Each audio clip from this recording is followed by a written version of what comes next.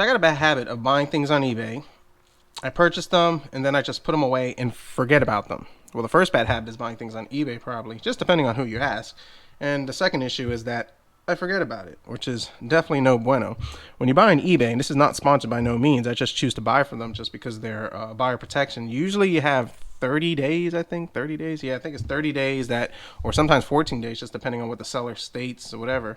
But with eBay, if you buy it and it doesn't work or it's not as the seller's described, you could do a rebuttal or whatever you call that and try to get your money back. I've had that happen a few times, and usually more times than not, the seller's like really cool and they will give you your money back. And then if not, eBay steps in, and if you show them that it's not as they advertise, they look out for you. And this graphic card is no different to any other part I've gotten. And I've had it happen. I bought a part, it sits around, I test it like maybe a month later outside the whole warranty thing, and then, geez, it don't work. Crap. So I bought this one about 2 months ago. I paid $40 for it. The seller claimed it worked, and that was it. I looked at the pictures, and the pictures were kind of just like this, and I can't even find the listing anymore. And like this, and of course you get that front shot and, the back shot, and the seller was actually holding it just kind of the way I'm holding it now. And I was like, oh yeah, this looks pretty decent. A little dirty, but I'll make it work. So I finally took it out, and it's been sitting in my box of junk for a little bit, and when I looked at it, I found this. That's a break and a crack. I mean, if you look at it right over here, and you can see how this sticks right up, it's broken right there, and it's broken right over there, and that's near this power connector over here, and that's definitely not good. Now the seller claimed it worked, so maybe it does, but I don't think they were being truly honest. I mean, for the price, it was as is. They didn't even know the name of the graphics card. They just said they popped it in and they just bought it. Looking at it, I was like, this looks like an R9 200, maybe a 280X, which they have 3 gigs of DDR5. Still a pretty decent card. So I took a gamble, but now I'm looking at it. Considering that the seller was holding it this way, yeah, they were probably hiding that, and this thing doesn't work. So that's fine. That's fine. So considering I'm outside the warranty period and the seller probably got the best of me, I'm going to do the right thing and just pop it in the computer as is.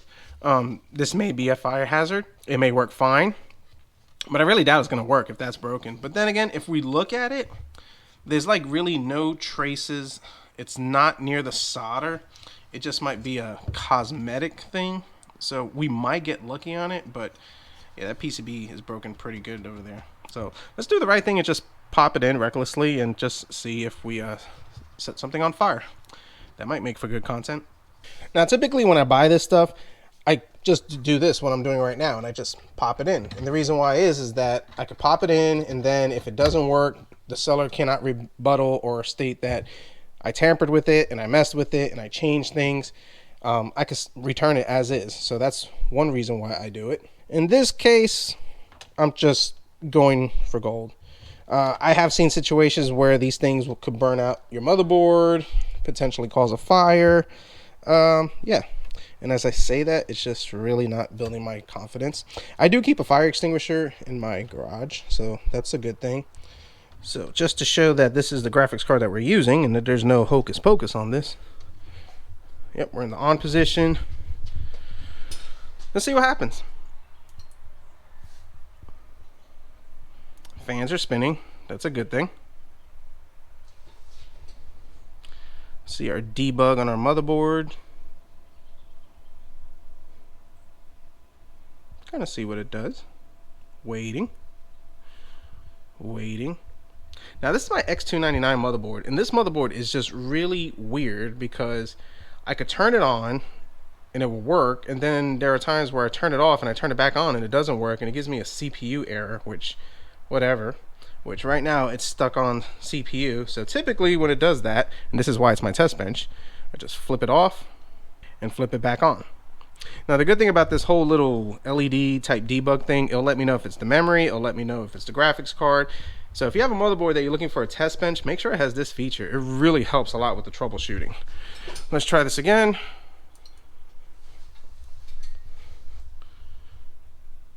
And now it's cycling, so that's good. So we're not stuck on the CPU. Oh, we got the white light. We got the green, and we got video. I'm surprised about that. Yeah, it's telling me that it's posted and whatever, failing post, whatever, that's fine, but nothing about the graphics card. And I run into this all the time with this motherboard, and I probably just got to do a BIOS update on it. It is what it is. So let's go back, do run setup. Or it might be my CMOS battery now that I think about it. Exit the BIOS. Alright, so we got the white light. Let's see if this thing posts. Let's have this thing load into Windows. Windows will install its own drivers. We'll confirm what type of graphics card it is. And then we'll see if this works. Alright, we're in Windows and we got no artifacting. So that's a good thing. Let me get these drivers installed and let's see how this thing goes. Alright, so drivers are installed. This is the R9 200 like I suspected. 3 gigs of memory, DDR5. If you see right here, I'm seeing the GPU and memory clock values, which is a good thing. So if this was some issues with the memory not working on it, these things would read 0, but considering that it's showing the frequencies, that's good. Now this is Tech PowerUp's GPU Z, works fantastic. Will definitely tattletale on a video card, and it's really good if you got to do the whole BIOS flashing thing. So let's look it up. Yeah, just like I thought, it's the MSI R9 280X. Kind of give you guys some information on it. It's the released October 8th, 2013. Base clock 850, boost to 1020, memory clock 1500. So back in this day, it was a decent graphics card. And max TDP is 250 watts with a suggested power supply of 600 watts. Cool little guy. So now that we have our drivers installed and this is working, we have no artifacting. Let's go for my first big test, which is going to be Heaven Benchmark. I use this all the time. You can use Furmark. Furmark works really good.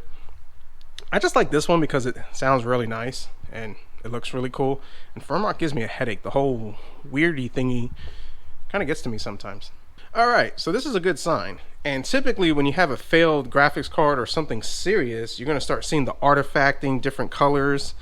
And this thing is actually running smooth considering. Now, it's only been like not even a minute. But our temperatures are 47 degrees Celsius. Now keep in mind it's 60 degrees Fahrenheit, and I'll do that conversion thing. I really got to work on that in the garage, but 30 frames per second. We're at 1080p. I think it's the whole extreme thing going on.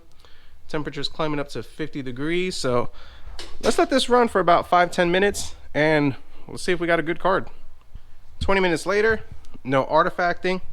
Running good. Actually, not that loud of a card. And we're at 60 degrees Celsius. Now that may seem pretty good, but like I said, it's cold in my garage. So let's take it apart. Let's look at this old thermal paste. It might be the one for about 9 years ago. Clean it up, make this thing look pretty, and then we'll talk about what I'm going to do with it.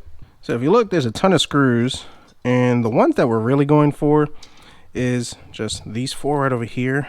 I've never taken one of these cards out before, so I'm not sure if I need to take everything off. But I start simple and then just kind of work my way. And as you can see, that comes off pretty stinking easy.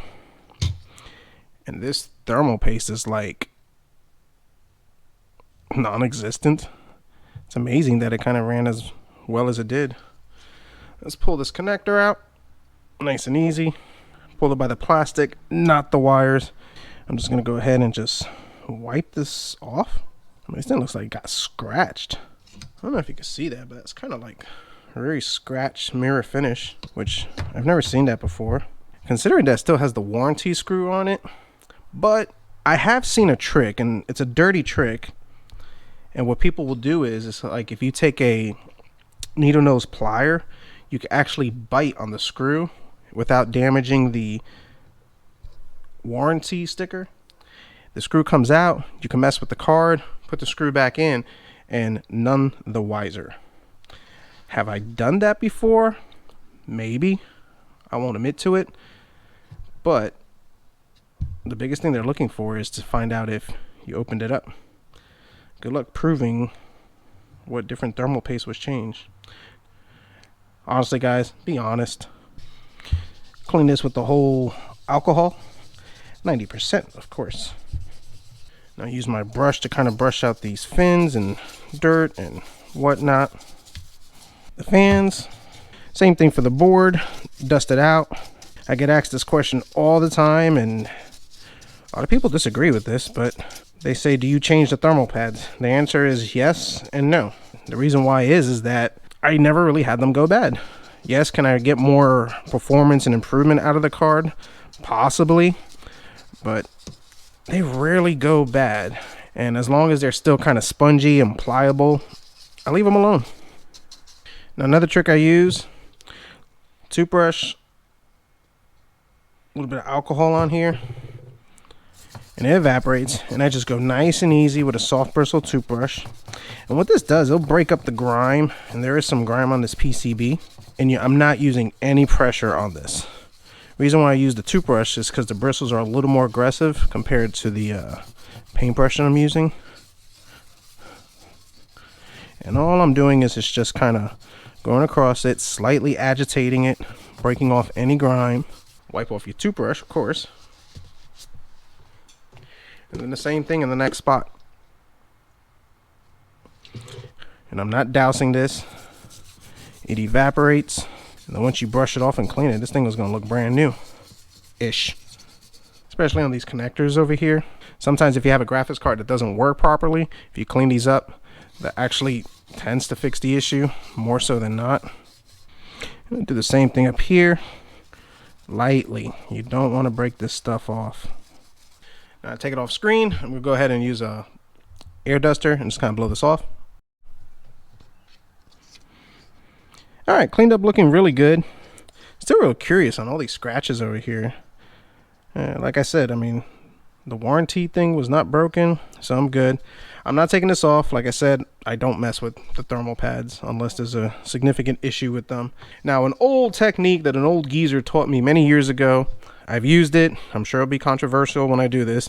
Considering the PCB has a crack, I've always told it's a good practice. And this is an old technique that somebody taught me. And I don't know how relevant it is, but I've always done it. And, well,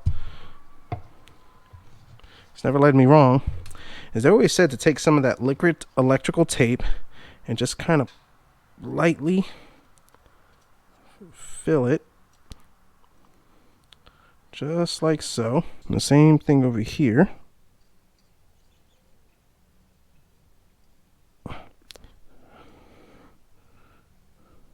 Just like so, and just kind of make it pretty-ish as you can. And the way it was explained to me was, this was an old friend that I went to college with. He was kind of one of those self-taught guys, and then he just went to college to get official. I used to go to him to replace like my Xboxes and PlayStations and do the whole mod chip because he was like a soldering guru. And he told me one time that if you have a break in the PCV, you need to put liquid tape on it and fill it in. And the reason why is that it will prevent the crack from getting worse and also prevent contaminant from getting in the layers and creating a bigger separation and further damaging the board. He said you really want to get that sealed and keep it, and liquid tape was the best option for it. I've done it. He did it for years, and well, I guess it's just something I learned from him. So definitely comment down below. Let me know your thoughts on that one. Back up and running. Still doing the thing. No artifacting. And my temps after running this for about 20 minutes, 49, 50 degrees Celsius. We were about 60, 61 before. So a 10 degree improvement. Well, 10 to 12 degrees if you want to get technical on it. And as you saw, there was pretty much no thermal paste in there. It was all scratched up. And the thing with thermal paste is it kind of fills in those voids and inconsistencies and all that stuff. So yeah, make sure you have thermal paste in there. So thing is running fantastic. Before we wrap up this video, let's do a little game action, see how this thing holds up with 1080p, and then I'll give you my thoughts. Shadow of the Tomb Raider benchmark, 1080p medium settings. Well, I would say 30 frames per second. It's about 35 sometimes, but I would say the average is about 30, so definitely playable. Looks pretty good. Of course, the Red Dead Redemption 2, 1080p, all low settings. And it's definitely playable, just running the benchmark, maybe about average 30 frames per second, occasional dip to about 26. And I'm sure if we could tweak it a little more, we could actually get this thing to run better. Maybe OC this guy a little bit. But overall, still decent graphics card, able to play 2 decent games on that. So let's wrap this up. So did I get scammed? Probably. And I think this is what happened, and I see this all the time. they had the graphics card, it was overheating, maybe they didn't put the right thermal paste or forgot to, or maybe took it to a shop and they kind of did them dirty. It wasn't running properly because of the overheating issue. They probably went to take it out, dropped it, or maybe pressed this or did something like that. I don't know. And I've seen that happen too many times. And then they figure, you know what, let me just sell it on eBay, put the most basic minimum information as is for parts, which this one wasn't even saying for parts. It actually said it worked, which it does. And who knows? I mean, they probably had it in a computer with no ventilation. It was overheating, and they figured they could flip it off to the next guy. I paid $40 for it. Not a bad deal, just fresh thermal paste, and I kind of lucked out that the fact that the break over here is not something that affected the operation of the card. Now, some may argue the whole controversy of the whole liquid tape thing. Like I said, it's an old thing that I learned from an old guy who worked on computers for years. He's already passed on from now. And that's something that he always taught me, and it kind of made sense, you know, just protect the PCB since it's kind of open and expose the layers from getting dust in there, exposure to moisture, whatever scenario. I don't know. It's worked. I mean, it's not doing anything wrong, so I can't really see what the issue would be with it, but tip in my book that I've kind of used for years, and it's never let me down. So what would I do with this card? Would I put it in a build? Would I sell it, flip it? Absolutely, and disclose the whole crack in the board right over there that has been fixed and addressed, and show them the stability, how it runs, the benchmarks and all that stuff, and I'd feel comfortable selling this card to flip it. Would I put it in a build for a customer? Absolutely, and if a customer a couple of weeks or even a couple of months from now have an issue with this card, I would warranty it. Not because I don't trust the card, just because, well, you know, I knew that there was a potential issue, which I wouldn't even say that as the card is solid, but still good customer service. Now my plans, I had a GTX 1080 on this test bench, which was actually being wasted. I'm just going to use this. My test bench, I actually just swap parts and just use what I need to flip it, and then it's just for testing. So I'm just going to keep this on here, just make it just to run my test bench, and that's probably what I'll use it for. And if somebody needs a budget build, budget card, I'll probably slap this in there if need be, and that would work just fine. So comment down below, let me know your thoughts. Would you buy a card like this? What would you do with it? Would you feel comfortable selling it? Would you be comfortable running it on your own personal rig? Would you even have gambled with it and fired it up in your computer? That's the gamble you take with these parts. Is I've seen defective parts fry other parts. So kind of keep that in mind, use caution, use a computer that you don't value too much, and kind of do it at your own risk. If you like this video, definitely hit the like button, subscribe if you're not, and as always, we'll see what we've come up with next.